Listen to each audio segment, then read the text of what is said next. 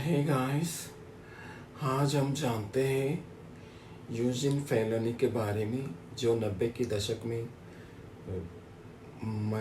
पैदा होते महिला के जन्म में महिला का देह में इनका जन्म होती है।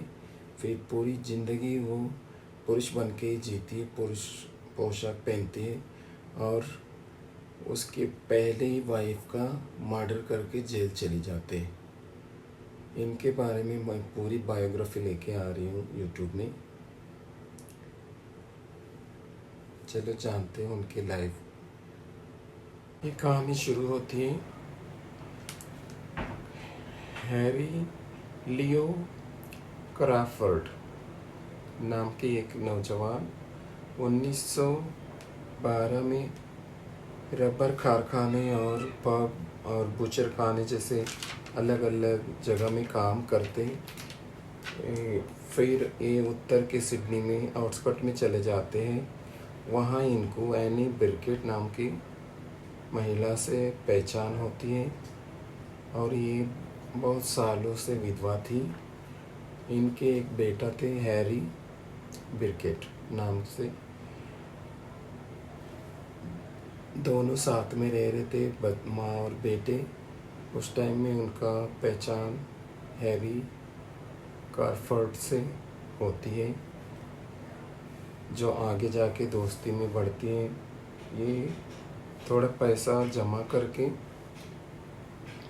एनी बिरकेट ने थोड़ा पैसा जोड़ के एक हलवाई की दुकान डालती है, तो उनके कारोबार में हैनी को मदद करते हैं हैरी क्रॉफर्ड, क्योंकि यहाँ पे दोनों का नाम हैरी है, बेटा और आदमी का, तो दोनों के लिए उसके लिए सरनेम बोल रही है। हैरी क्रॉफर्ड मदद करता है, कन्फ्यूजन नहीं होना चाहिए इसीलिए। तो ये आगे जाके सन 1913 में इन दोनों की बेलमन के मेथोडिस्ट फर्सोनेज में हो जाती है। शादी के तुरंत बाद ये दोनों रोमोइनो चले जाते हैं। वहाँ पे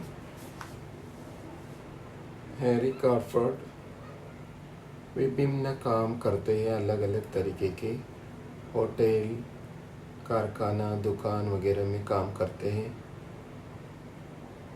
अपनी काम पे लगते हैं। उसके बाद दोनों पिकनिक में चले जाते हैं एक दिन। पिकनिक से सिर्फ हैरी क्रॉफर्ड वापस आता है और उनके साथ एनी बिरकेट दिखती नहीं है। उसके बाद से उनको कहीं नहीं देखा गया। अचानक में ये लापता हो जाती है। जब उनके बेटा आके इनको पूछते हैं माँ किधर है, तो उनका सौतेला पिता बोलते हैं कि तुम्हारी माँ हमको छोड़ के अभी चली गई है, वो किसी आदमी के साथ में चली गई है, ये बताते। फिर एक दिन अचानक में उसके बेटे को और सौतेला बेटे को लेके जाते हैं एक वहाँ की फेमस सुसाइड पॉइंट में। वहाँ से पत्थरों को ऊपर से धक्का मारने को कोशिश करते हैं। फिर आखिर मिनट में उनका मन चेंज हो जाता है, तो ये बच्चे को मारना सही नहीं है, तो फिर वो लेके आ जाते, वापस साथ में आ जाते। फिर और कुछ दिन के बाद फिर लेके जाते हैं एक जगह सुनसान इलाका में। वहाँ पे हैरी क्रॉफर्ड हैरी बिरकेट के लिए गड्ढे खोदते हैं, वहाँ पे दफनाने को कोशिश करते, लेकिन आखिर में उनका मन नहीं मानता। फिर वो वहाँ से वापस आ जाते हैं, फिर उनको छोड़ देते हैं उनके हाल पे और ये चले जाते हैं। थोड़ा दिन बाद वो अलग स्त्री से उनका दोस्ती होती है फिर उनसे वो शादी रचा लेते हैं और साथ में रहने लगते हैं। तो ये बच्चे को हमेशा मन में ये था कि इतना मेरा चाहने वाली मेरी माँ मुझे एक बात भी बोले बगैर मेरे को अचानक में छोड़ कैसा दी, मुझे कैसे छोड़ सकती है। दिमाग में हमेशा इनको बच्चे का दिमाग में घूमते रहता है ये। फिर एक दिन अपना मन मतलब खोजने को कोशिश करता है, अपना माँ को ढूंढने का प्रयास करता है। वो जाते हैं उनके चाची के पास, तो पूछते हैं, तो आए तो मतलब उनका चाची से बहनों में तो मिली होगी, कुछ तो न्यूज़ मिलेगा उसको, मतलब उसको पूछना था मुझे क्यों छोड़ दी। तो वहाँ से उनको पता चलता है जिस दिन से गायब हुई है उनकी माँ, वहाँ उनके बहन से भी बात नहीं हुई।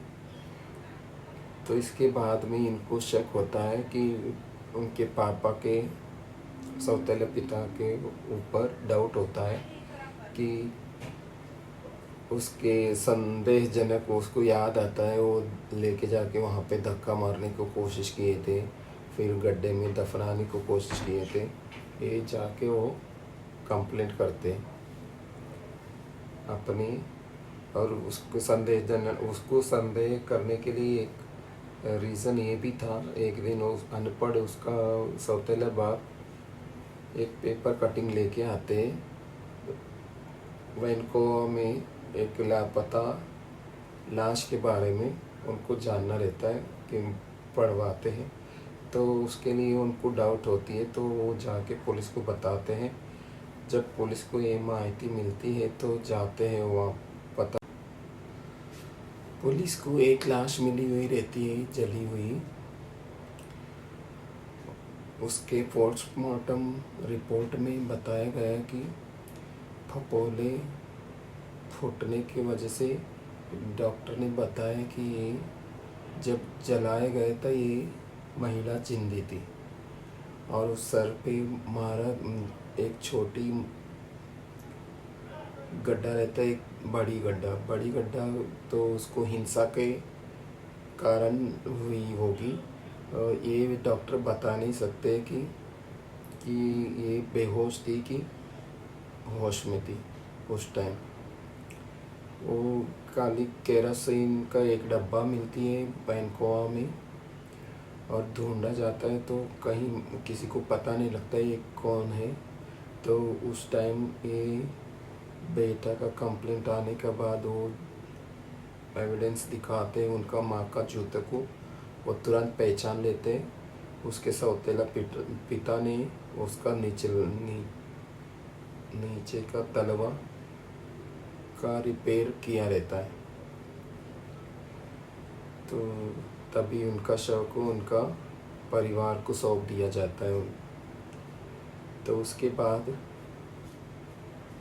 हैरी क्रॉफोर्ड को उनके काम करने का जगह से पकड़ के लेके आते हैं, अरेस्ट करते हैं।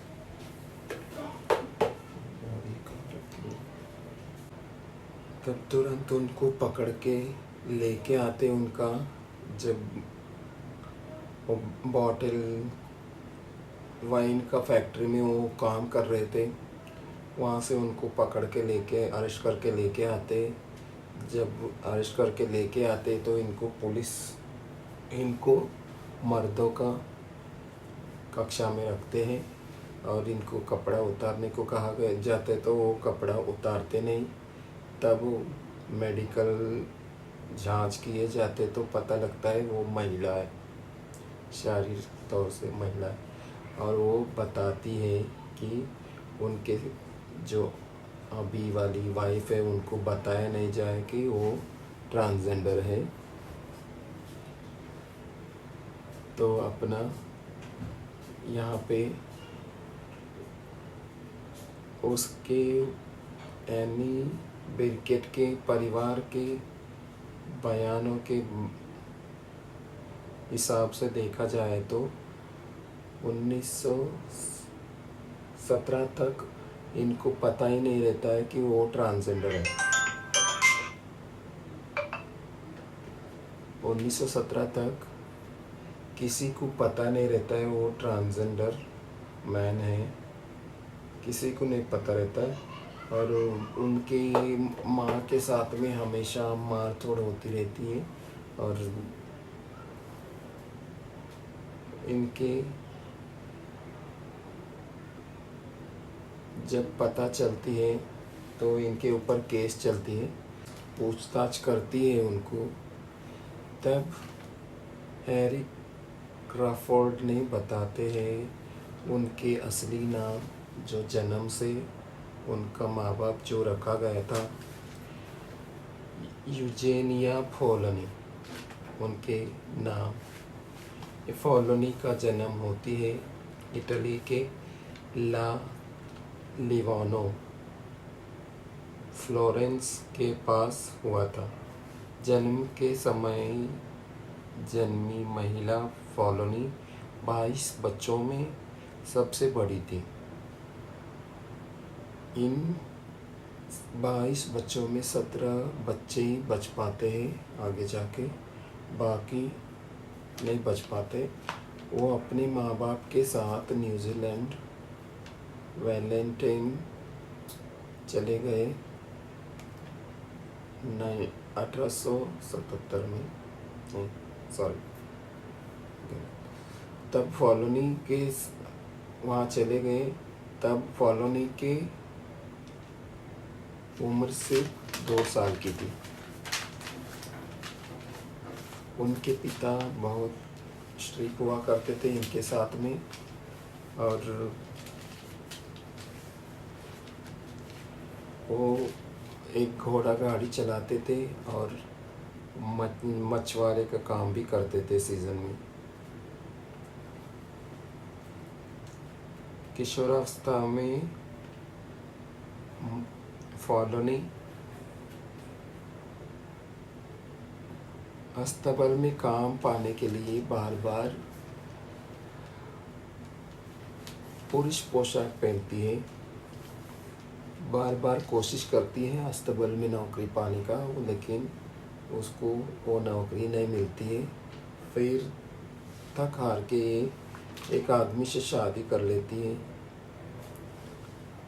शादी करते लेकिन थोड़ा दिन में ही पता चल जाता है कि उनके पति का पहले से शादीशुदा है, तो वहाँ से भी भाग जाती है।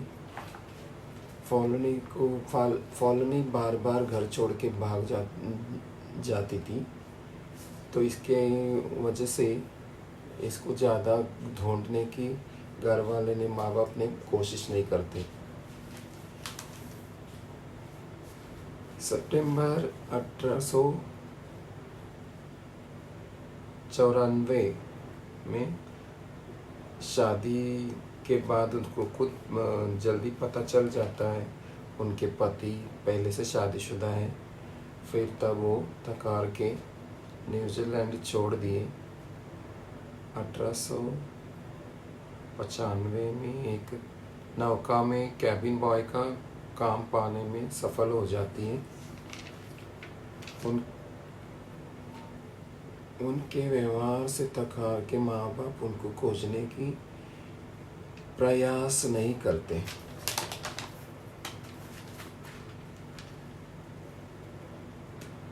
यहाँ काम करते 2 साल के बाद एक दिन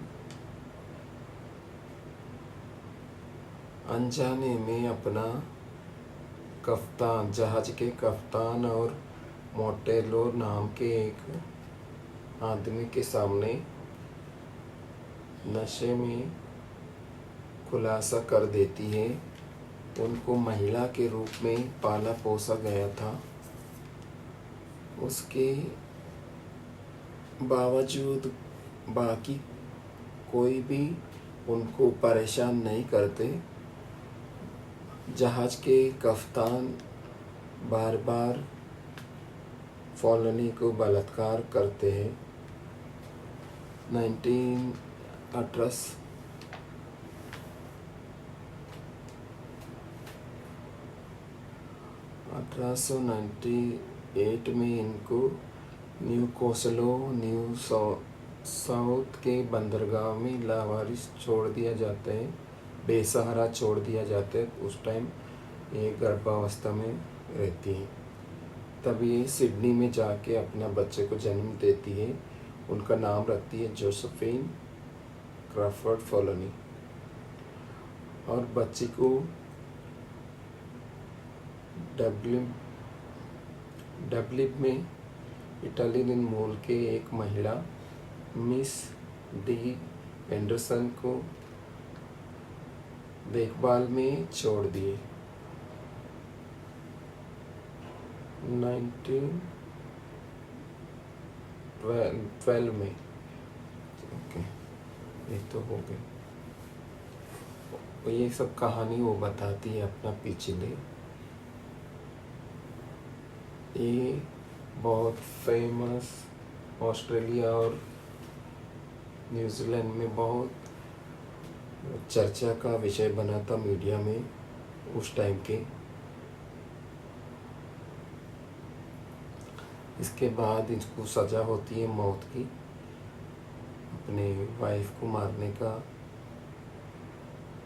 इल्ज़ाम उनको सर पे लगा हुआ। उनकी बेटी बताती है उनकी माँ हमेशा कि लड़के का रूप में ही रहती थी, तो कभी भी वो एक दिन वो बताती है कभी इनको एनी ब्रिकेट को मालूम पड़ते तो वो बोलती है उसकी माँ, वो मैं देख लूँगी, ये मेरी महिला होने का खबर उसको मालूम पड़ेगा तो उसको हमेशा डर लगा रहता है। वो जाके पुलिस में कंप्लेंट कर देगी, पुलिस उसको पकड़ के लेके जाएंगे। इसके वजह से वो अपना राज छुपाए रखना चाहती थी। और उसकी माँ ने ये उस टाइम बताया भी थी कि अगर मेरे को ये राज पता चल गया तो मैं अपने आप को मार दूंगी, जिंदा रहना पसंद नहीं करूंगी। उनकी फॉलोनी उसके बेटी के सामने बताए थे, और वो बेटी का सामने हमेशा बाप का रोल, बाप के रूप में ही अपने आप को बताते थे।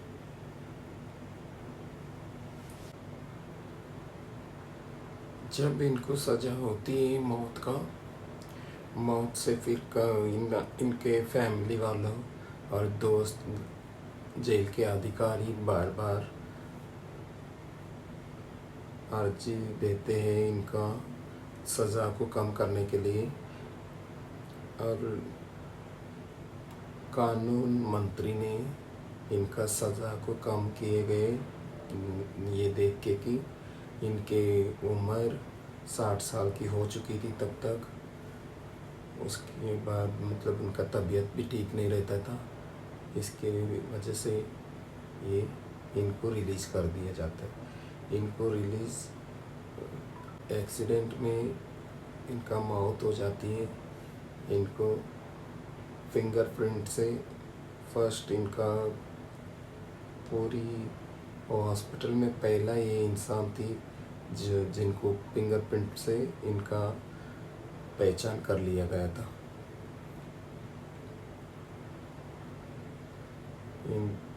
10 जून 1938 को एज ऑफ 62 में इनका मौत हो जाती है एक्सीडेंट के, दुर्घटना के वजह से। ये मौत के बाद भी ये चर्चा में बनी रहती है कि अपने सेक्सुअल आइडेंटिटी का वजह से, और Italian Australian transgender man convicted of 1917 murder of his wife. इनके ऊपर अनगिनते किताब, डॉक्यूमेंट्रीज एंड मूवीज़ भी बन चुकी हैं। ऑस्ट्रेलिया और न्यूजीलैंड में बहुत 90 के दशक में बहुत चर्चित एक केस था यूजीनिया फेलोनी के।